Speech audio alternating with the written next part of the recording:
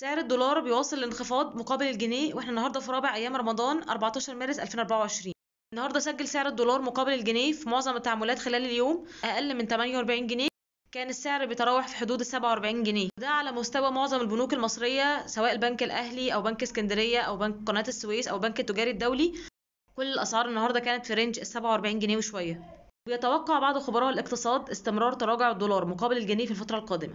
من أهم الأسباب اللي أدت إلى تراجع سعر الدولار مقابل الجنيه، وخصوصا بعد الإعلان عن صفقة رأس الحكمة والتدفقات الدولارية والسيولة النقدية اللي توفرت في السوق المصري، بيع الأفراد المصريين للدولار اللي في حوزتهم وخوفهم إن سعر الدولار يقل أكتر من كده، فده أدى إلى زيادة المعروض من الدولار أكتر، ده أدى إلى هبوط أكتر في سعر الدولار. كمان متوقع ان تحويلات المصريين بالخارج ترجع تاني للبنوك بدل ما كانت متجهه اكتر للسوق السوداء، نظرا لان السوق السوداء تعتبر متقاربه او شبه متقاربه مع البنوك، فالمصريين هيتجهوا اكتر ان هم يحولوا فلوسهم عن طريق البنوك المصريه، فده هيؤدي اكتر الى تلاشي السوق الموازي.